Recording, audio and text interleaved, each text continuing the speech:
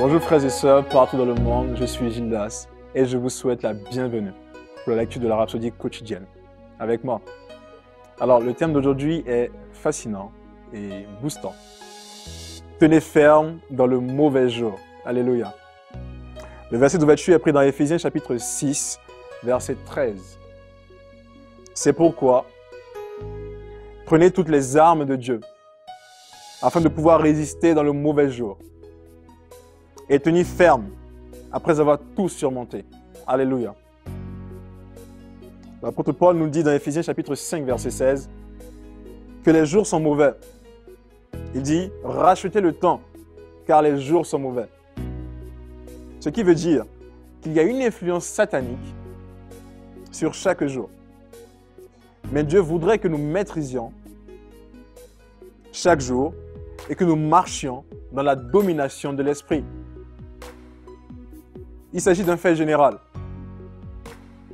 D'autre part, j'aimerais que vous notiez la spécificité de la mise en garde dans notre verset d'ouverture. Il se réfère au mauvais jour. Ceci est différent. Ici, il met l'accent sur un jour de trouble spécifique. C'est le jour où le trouble se déchaîne. Peut-on anticiper et maintenir à l'état embryonnaire un tel jour? Bien sûr que oui. Par la direction de la parole et du Saint-Esprit. Dans votre vie, vous serez toujours victorieux au jour de la détresse. Vous n'avez pas à craindre le mauvais jour, non. Si vous faites ce que vous êtes censé faire avant que ce jour n'arrive, vous serez imperturbable et vous serez serein. Vous tiendrez ferme. Il est inutile de prier, de crier à Dieu pour vous protéger du mauvais jour. Il vous a déjà dit ce qu'il faut faire. Revêtez-vous de toutes les armes de Dieu. N'attendez pas que le mauvais jour arrive pour les revêtir. Ayez-les toujours pour qu'au jour de l'adversité, vous vous en tiriez sain et sauf. Vous serez victorieux. Beaucoup de personnes sont incapables de tenir face à la pression ou la terreur de l'adversaire parce qu'elles ne se revêtent pas de toutes les armes de Dieu. Elles ne sont pas préparées pour le jour de l'adversité. Refusez d'être pris à l'improviste. Il vous a déjà dit de résister et de tenir ferme contre toutes les ruses et les assauts du malin.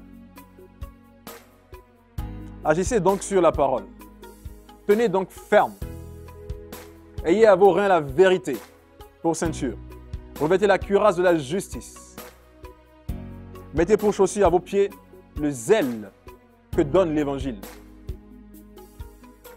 Prenez par-dessus tout cela le bouclier de la foi, le casque du salut et l'épée de l'esprit qui est la parole de Dieu. Vous pouvez le lire encore dans Éphésiens chapitre 6, des versets 14 à 17. La parole de Dieu est la solution. Elle est la réponse, la capacité et le revêtement dont vous avez besoin au jour de la détresse. La parole de Dieu. C'est pourquoi prenez au sérieux votre étude et votre méditation de la parole. Répondez toujours avec la parole et vous serez à jamais victorieux. Alléluia. Nous allons approfondir ce sujet et ensemble, nous allons lire 2 Corinthiens chapitre 2 au verset 14.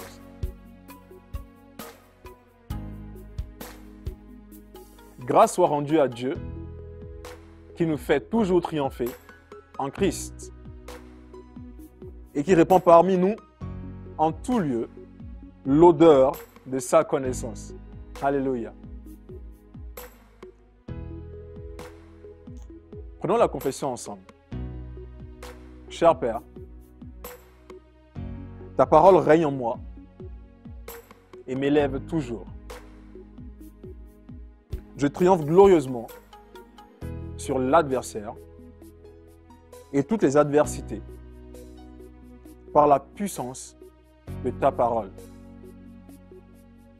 par laquelle je mets totalement en déroute, je rends inopérante et inefficace toutes les ruses et machinations de l'ennemi au nom de Jésus-Christ. Amen. Merci frères et sœurs d'avoir partagé la rhapsodie d'aujourd'hui avec moi et je vous dis à la prochaine. Soyez bénis. On se sent toujours mieux avec un ami, un compagnon loyal toujours à vos côtés, un garde et un guide qui vous parle tout le temps et ceci dans la langue que vous comprenez, un coach de vie qui vous donne une meilleure approche de la vie et vous met sur le chemin que vous devez suivre. La rhapsodie des réalités représente tout ceci et bien plus. Appelez maintenant au 01 74 34 39 01 pour vous procurer une copie. Téléchargez votre appli Rhapsodie des réalités aujourd'hui, disponible sur Google Play et Apple Store.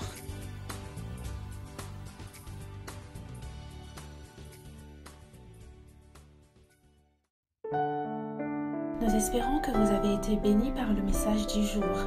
Si vous n'avez pas encore fait de Jésus le Seigneur de votre vie, vous pouvez répéter cette prière avec moi. Père, je viens à toi maintenant au nom de Jésus. Je crois dans mon cœur que Jésus est le Fils de Dieu et qu'il est mort pour mes péchés et tu l'as ressuscité pour ma justification. Je confesse que Jésus est le Seigneur de ma vie à partir d'aujourd'hui. Je reçois la vie éternelle dans mon esprit. Je suis né de nouveau. Je suis désormais un enfant de Dieu et Christ vit en moi. Merci Père d'avoir fait de moi ton enfant. Alléluia. Si vous avez fait cette prière avec moi, sachez que vous êtes désormais un enfant de Dieu et Dieu est votre Père. Ne vous arrêtez pas là.